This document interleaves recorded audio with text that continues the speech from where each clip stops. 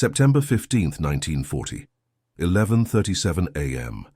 Over the smoking ruins of London's East End, Air Vice Marshal Keith Park stood in the operations room at RAF Uxbridge, watching something that shouldn't have been possible.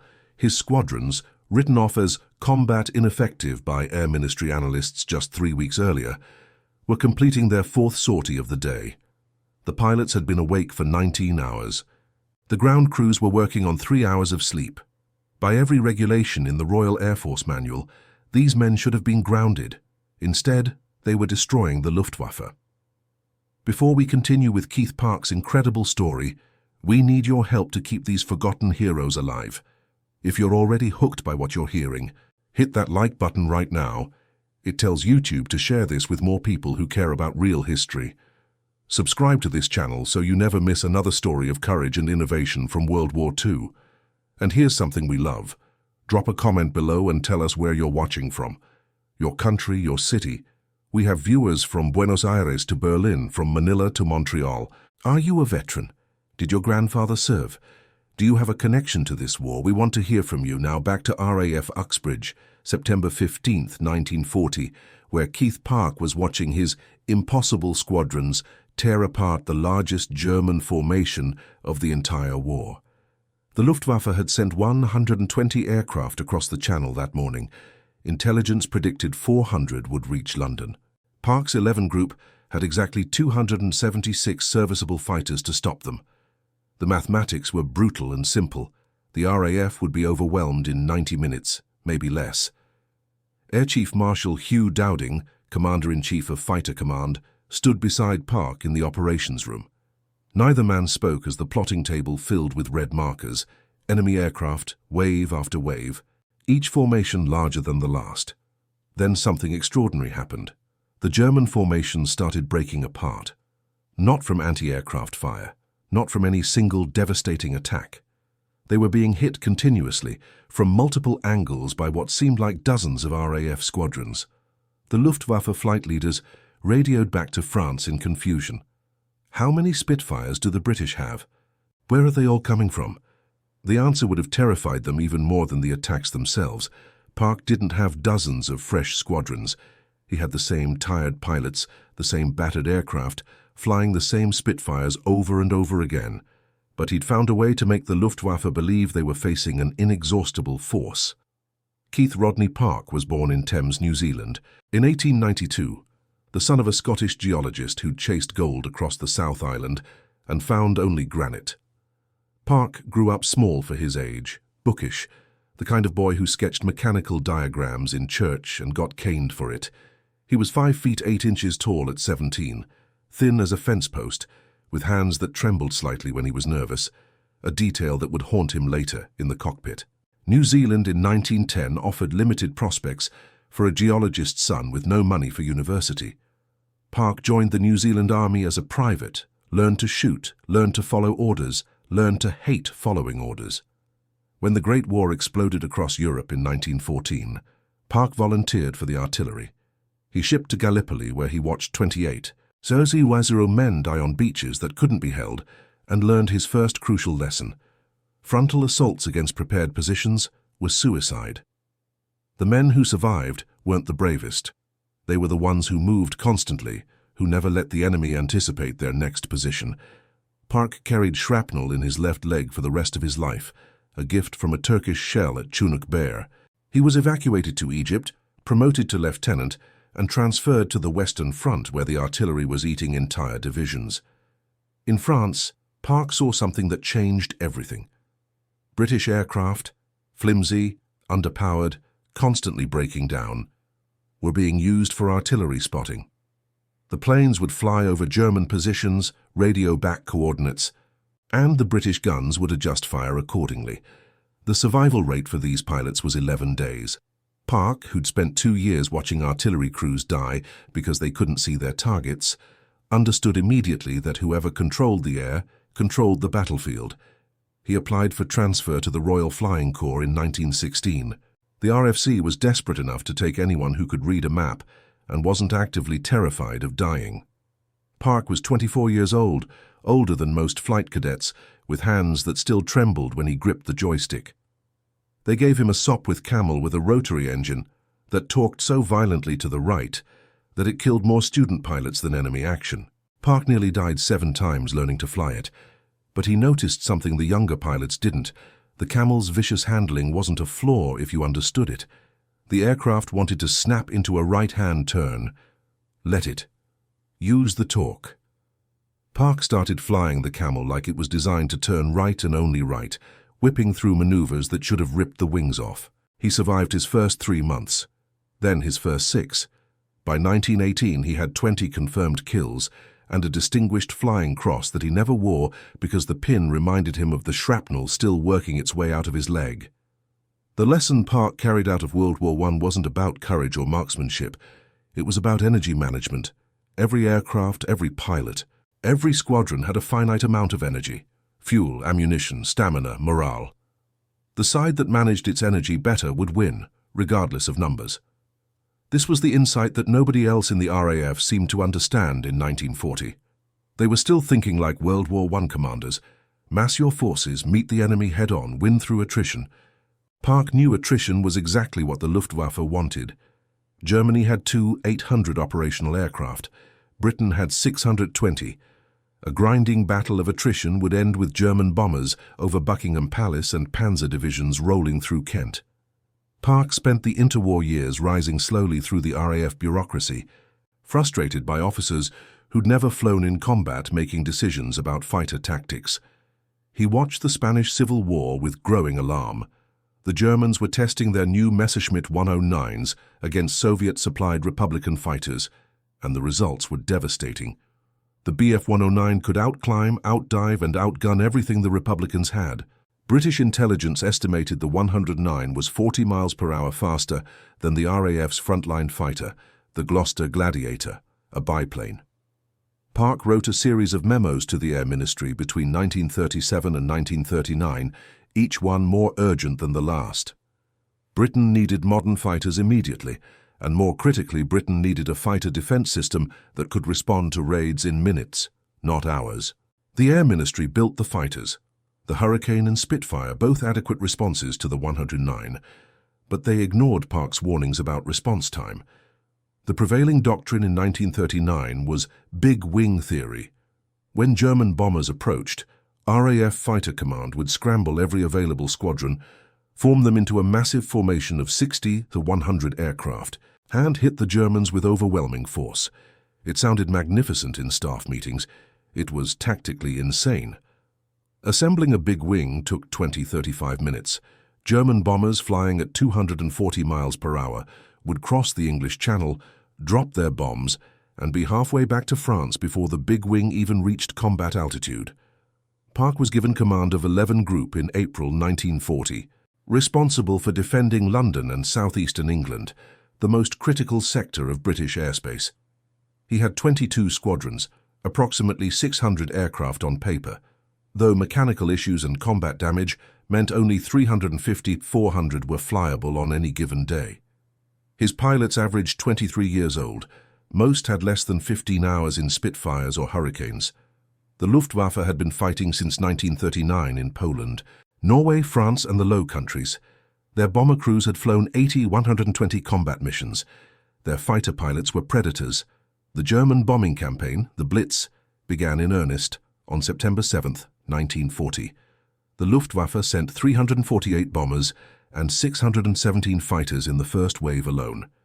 Park scrambled 11 squadrons in pairs, following standard big-wing doctrine. The results were catastrophic. The British fighters reached the German formations too late and too scattered. The Germans destroyed London's docks, killed 436 civilians, and lost only 41 aircraft. That night, Park's squadrons landed with bullet holes in their wings, pilots shaking with exhaustion, ground crews working under blackout conditions to patch aircraft that shouldn't have been flying. The mathematics were brutal. At this loss rate, the RAF would be destroyed in 6 weeks. Between September 7th and September 11th, 1940, 62 RAF pilots died, all the same way. They were being bounced, ambushed from above, by German fighters while trying to form up into big wings. The Messerschmitt 109s would climb to 25 feet, wait for the British fighters to start their slow assembly process at 15,000 feet, then dive out of the sun at 400 miles per hour. By the time the RAF pilots saw them, the 109s were already firing. The vertical dive gave the Germans so much speed that even if a Spitfire pilot survived the first pass, he couldn't pursue. The 109 would be 2 miles away before the Spitfire could turn. Flight Lieutenant Michael O'Brien was the first one Park lost who mattered personally.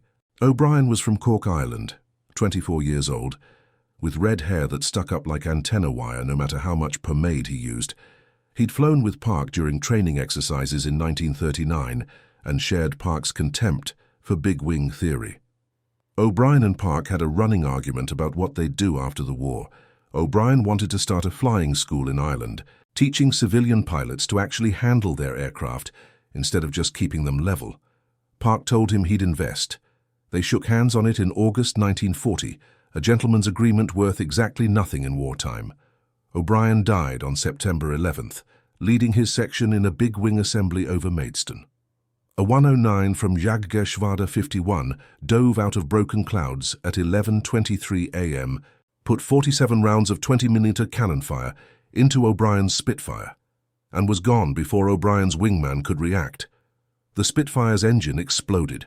O'Brien tried to bail out at 8,000 feet, but the aircraft was in a flat spin, centrifugal force pinning him in the cockpit.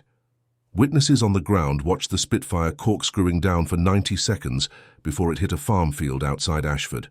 The impact crater was 14 feet deep. They buried what they could find of O'Brien in Cork 3 weeks later. His mother asked Park to speak at the funeral. Park couldn't. He stood in the back of the church, hands shaking, and left before the service ended. That night, Park went back to his office at Uxbridge and did what he always did when he was angry. He ran the numbers. The big wing doctrine was killing his pilots at a rate of 11 per day. At that rate, 11 Group would have 0 operational pilots by October 17th. The Luftwaffe would own British airspace by October 18th. Operation Sea Lion, the German invasion of Britain, would begin October 19th. Panzer divisions would be in London by October 25th. Britain would surrender by November 1st. The math was clean, simple, and absolutely terrifying. And yet, Air Chief Marshal Hugh Dowding, Park's superior, refused to abandon big wing theory. Dowding was a cautious, methodical officer who believed the Air Ministry's pre-war tactical studies. Those studies, conducted by officers who'd never faced the Messerschmitt 109 in combat, concluded that massed formations were the only way to penetrate the German fighter screen and reach the bombers. Park started violating orders on September 12th. He was alone in the operations room at 2:00 a.m., staring at the plotting table, when he realized the big wing doctrine had one fundamental flaw that nobody had questioned. It assumed British fighters needed to penetrate the German fighter screen. But what if they didn't? What if the goal wasn't to shoot down bombers, but to prevent them from bombing accurately? A bomber formation flying straight and level could hit a factory or rail yard with reasonable precision. A bomber formation being harassed by fighters, constantly jinking and weaving, would scatter bombs across half of Kent and hit nothing of value. The Luftwaffe's objective wasn't to kill British civilians. It was to destroy Britain's war production, factories, ports, rail yards, airfields. If Park could make German bombing inaccurate, he could make the bombing campaign strategically worthless. The idea connected to something Park had learned flying Sopwith Camels in 1918. You didn't need to shoot down every enemy aircraft. You just needed to ruin their concentration. A bomber pilot who's watching for fighters isn't watching his bomb sight. Park's insight was this: small formations of 2 to 4 fighters hitting the German bombers continuously would cause more disruption than a massive big wing that arrived too late and attacked once. The Luftwaffe would have to choose between maintaining formation to protect the bombers, which meant sacrificing speed and maneuverability, or breaking formation to chase the British fighters, which meant leaving the bombers vulnerable. Either way, the bombing accuracy would collapse. Park sketched out the concept on a map of southeastern England. Instead of assembling big wings, he would launch his squadrons in pairs, 2 aircraft at a time, staggered at 5-minute intervals. The first pair would hit the German formation from the front, forcing the bombers to tighten up. The second pair would attack from the side, forcing them to spread out. The third pair would come from behind, making the rear gunners nervous and trigger-happy. The fourth pair would hit from above, forcing the formation to descend. The fifth pair would attack from below, forcing them back up. None of these attacks needed to shoot down bombers. They just needed to keep the Germans off balance, constantly reacting, never able to settle into a steady bombing run. The genius was in the timing. If Park launched pairs of fighters every 5 minutes, and each pair stayed in contact with the German formation for 3 minutes before breaking off, the Luftwaffe would be under continuous attack for the entire time they were over England, roughly 40 minutes from coast to target to coast. From the German perspective, they were being swarmed by an endless stream of British fighters. From Park's perspective, he was running a rotation system where each pair of fighters got 30 minutes to refuel and rearm between attacks. The same 20 aircraft could create the illusion of 80. The same exhausted pilots could fly 4 times in a day instead of once. There was one enormous problem.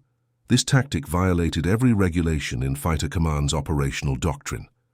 RAF fighters were required to maintain visual contact with their squadron leader at all times. Sending up pairs meant pilots would be operating independently, making their own tactical decisions, with no senior officer to coordinate them. Park would be court-martialed if his system failed. If German bombers broke through and devastated London because Park's scattered fighters couldn't mount an effective defense, he'd be blamed for the worst military disaster since Dunkirk, and he couldn't tell Dowding what he was planning because Dowding would order him to stop. Park implemented his system in secret on September 13th. He called his squadron leaders to Uxbridge at 6:00 a.m. and explained the new doctrine in 12 minutes. Launch in pairs, find the Germans, hit them hard for 3 minutes, break off, return to base, rearm, repeat. Do not wait for orders. Do not wait to assemble formations. If you see Germans, attack immediately. The squadron leaders stared at him like he'd suggested they fly their Spitfires backwards. One of them, squadron leader Peter Townsend of 85 Squadron, asked the obvious question: what if we run into a formation of 50 German fighters? Park's answer was blunt: you die. But you die buying time for the next pair to launch. That's the job. The execution was terrifying. Park needed ground crews who could refuel and rearm a Spitfire in 8 minutes, instead of the standard 45. He needed pilots who could take off, climb to 20,000 feet, find the enemy, fight, descend, land, debrief, and be ready to fly again in 90 minutes. He needed radar operators who could track multiple small formations instead of one large formation. He needed sector controllers who could vector individual pairs of fighters onto German formations without the usual 15-minute lag. And he needed all of this to happen simultaneously across 11 groups' entire area of operations, covering 12,000 square miles. Park spent September 13th and 14th watching his system nearly collapse. Ground crews couldn't sustain the pace. They were supposed to be working 8-hour shifts, but Park's new rotation required them to be on duty for 16 to 18 hours. Pilots landed from their second sortie of the day already exhausted, climbed out of their cockpits shaking, and were told to be ready to fly again in 90 minutes. 3 aircraft crashed on landing because pilots were too tired to judge their approach properly. Radar operators struggled to differentiate between returning British fighters and incoming German formations, nearly causing friendly fire incidents. The sector controllers at Biggin Hill and Hornchurch were vectoring fighters using maps and stopwatches, trying to predict where German formations would be in 5 minutes based on where they were now. But the Luftwaffe noticed something was wrong on September 14th. German bomber formations reported being attacked by numerous small groups of Spitfires across the entire route from Calais to London. The attacks were uncoordinated, random, and constant. As soon as one pair of British fighters broke off, another pair arrived from a different angle. The Luftwaffe's doctrine assumed British fighters would attack in squadron strength, 12 aircraft, allowing German fighters to engage them while the bombers continued unmolested. Instead, the British were hitting like hornets. 2 fighters would dart in, fire a quick burst, and vanish before the Messerschmitt 109 escorts could respond. The bomber formations started fragmenting. Individual bombers would break formation to evade attacking Spitfires, lose sight of their squadron, and end up dropping their bombs on open countryside just to lighten the load for the return flight. The bombing accuracy on September 14th was the worst of the entire campaign. The Luftwaffe sent 279 bombers to hit London's railway stations.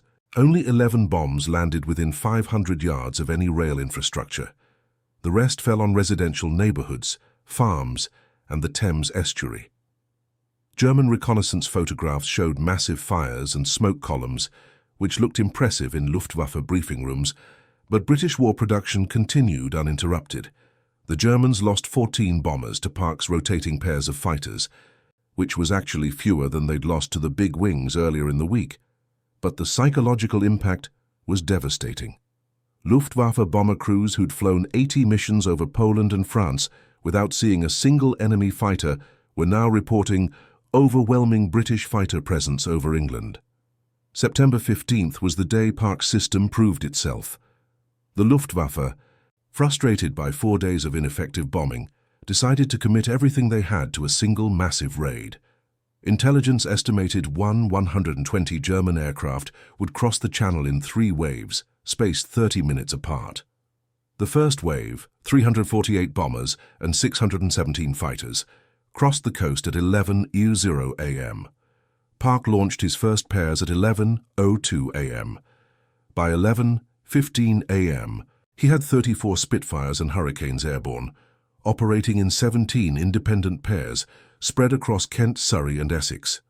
From the ground, it looked like chaos. There was no grand formation, no coordinated attack, no dramatic clash of massed fighters. Just pairs of Spitfires appearing at random intervals, firing quick bursts into the German formations and disappearing. But from the German perspective, it was a nightmare. Every time a bomber crew thought they'd shaken off their pursuers, another pair of Spitfires would appear. The Messerschmitt 109 escorts, trained to engage large British formations, didn't know how to handle 2 aircraft teams that refused to stay and fight. The 109s would dive to intercept, and the Spitfires would simply break away, forcing the 109s to chase them and leave the bombers unprotected. The Luftwaffe's first wave scattered before reaching London. Of 348 bombers, only 94 dropped bombs anywhere near their assigned targets. The other 254 scattered their bomb loads across 40 square miles and fled back to France. The second wave, crossing the coast at 11:35 a.m., fared even worse. Park's first pairs of fighters had already landed, refueled, rearmed, and were back in the air by the time the second wave arrived. The Germans were facing the same aircraft, the same pilots, but they didn't know that. Luftwaffe flight leaders radioed back to their bases in France. British fighter strength appears undiminished, estimate 200 to 300 fighters airborne. Park had 78 fighters airborne at that moment, but he'd launched them in 39 pairs over the course of 90 minutes, creating the illusion of an endless swarm. The third wave, scheduled to attack at 12:15 p.m., turned back before reaching London. German bomber formations saw the smoke from their own aircraft burning on the ground and refused to continue. By 1:00 p.m., the Luftwaffe had lost 56 aircraft confirmed destroyed, with another 80+ damaged. Park's 11 group lost 27 fighters, but 12 of those pilots bailed out safely over England and were flying again within 48 hours. The German losses were permanent. The psychological damage was worse. Luftwaffe bomber crews who'd believed they were winning the war suddenly understood they were being fed into a meat grinder. But Park's system was also eating his own pilots alive. The ground crews at RAF Biggin Hill worked continuously from 6:00 a.m. on September 15th until 2:00 a.m. on September 16th, 20 hours straight. They were refueling Spitfires with hand pumps in the dark, guided by flashlights wrapped in red cloth to avoid attracting German night fighters. Pilots flew an average of 4 sorties on September 15th. Several flew 5. Squadron leader Peter Townsend flew 6 sorties between 11:00 a.m. and 8:00 p.m., a total of 7. 5 hours of flight time, including 3 separate engagements with German fighters. He landed after his 6th sortie, unable to remember his own name. The medical officer grounded him for 48 hours. Townsend was back in the air after 12 hours of sleep. Park knew his system was unsustainable. The human body can tolerate extreme stress for short periods, but his pilots were operating at combat intensity for 16 to 18 hours a day. They were sleeping in their flight suits, eating cold meals in the cockpit, developing stress fractures from the G-forces of constant hard maneuvering. The incident rate for landing accidents tripled between September 13th and September 20th because pilots were too exhausted to judge their glide slope properly. 3 pilots fell asleep at altitude and woke up in vertical dives, barely recovering in time. Park estimated he had 2 weeks, maybe 3 before his squadrons collapsed from exhaustion. But the Luftwaffe collapsed first. German bomber losses for the week of September 15-21, 1940 were unsustainable. The Luftwaffe lost 298 aircraft, including 127 bombers and 171 fighters. British Fighter Command lost 178 aircraft, but recovered 89 pilots who bailed out over friendly territory. The Germans couldn't replace their losses. Their aircraft production was 240 fighters and 140 bombers per month, while Britain was producing 470 fighters per month from factories that Park's tactics had successfully protected. More critically, the Luftwaffe's bomber crews were refusing to fly. German aircrew logs from late September show an epidemic of mechanical issues and illness that grounded aircraft for no apparent reason. The bomber crews had figured out they were being sent to die. On September 17th, Hitler postponed Operation Sea Lion indefinitely. The German invasion barges, assembled in French ports since July, started dispersing. The panzer divisions earmarked for the invasion were redeployed to Poland for training exercises. The Luftwaffe shifted to night bombing. The Blitz would continue until May 1941, killing 43 EU-0 British civilians, but the strategic air campaign to destroy Britain's war production was over. Park's rotating pairs of fighters had made daylight bombing too costly. The Germans had lost, and the Air Ministry took credit for everything. Air Chief Marshal Hugh Dowding, who'd opposed Park's tactics until they proved successful, claimed in his official report that the victory was due to superior British fighter doctrine and the careful husbanding of resources through massed squadron attacks. There was no mention of Park's rotating pairs system, no mention of the 8-minute refuel and rearm cycles, no mention of the ground crews who'd worked 20-hour shifts. Dowding's report credited the victory to the big wing theory, the same doctrine that had nearly lost the battle in the first week of September. Park was not invited to write a section of the report. He was not asked to brief the Air Ministry on his tactics. He was not promoted. The reason was political and petty. Park's immediate superior, Air Vice Marshal Trafford Leigh-Mallory, commander of 12 Group, was a zealous advocate of big wing theory. Leigh-Mallory had spent September arguing that Park's reckless tactics were endangering British fighters and that proper massed formations were the only sound strategy. When Park's tactics succeeded spectacularly, Leigh-Mallory faced professional humiliation, so he did what failed officers do. He blamed Park for not coordinating with 12 Group, accused him of hogging the glory, and lobbied the Air Ministry to remove him from command. Park was reassigned to command RAF training units in December 1940. This was a humiliating demotion. Training command was where the RAF sent officers who were too competent to fire, but too troublesome to promote. Park spent 6 months teaching new pilots how to fly Spitfires, watching men barely out of school climb into aircraft they didn't understand, knowing that most of them would be dead within 3 months. He requested combat duty repeatedly. The Air Ministry ignored him. In July 1941, Park was sent to Egypt to command RAF units in North Africa, as far from London as the Air Ministry could send him. Park's North Africa command was successful, but unglamorous. He organized air support for the 8th Army during the Battle of El Alamein, established forward airfields in the desert, and kept Montgomery's supply lines protected from Luftwaffe bombers. He was competent, effective, and completely ignored by the British press. In 1942, Park was transferred to command Allied air forces in Malta, where he repeated his Battle of Britain tactics on a smaller scale, rotating pairs of fighters to disrupt Italian bombing raids. Malta held. Park was knighted in 1945 for his service, a perfunctory honor that came with no explanation of why he was being recognized. After the war, Park returned to New Zealand and resumed the life he'd left in 1914. He became the director of Auckland City Council's Parks Department, an ironic position given his name, and spent 15 years managing tree planting schedules and maintenance budgets. He married in 1946, had 2 children, and lived in a modest house in Remuera. His neighbors knew he'd served in both World Wars, but Park never discussed his service.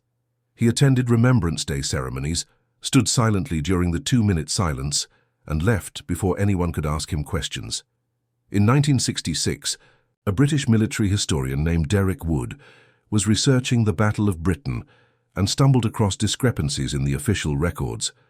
Dowding's report claimed 11 Group had followed Big Wing doctrine throughout September 1940, but squadron logs showed individual pairs of fighters operating independently. Wood tracked down surviving pilots from 11 Group and asked them what had actually happened.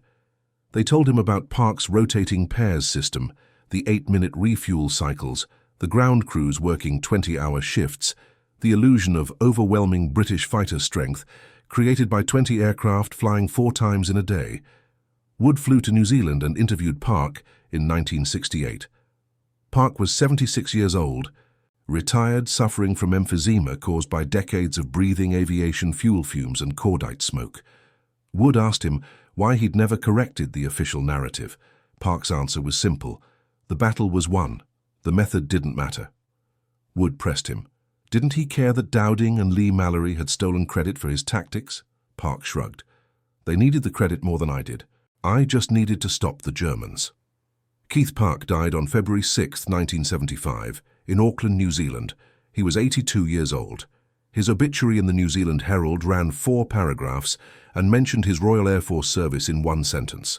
There was no mention of the Battle of Britain, no mention of rotating fighter pairs, no mention of 11 Group.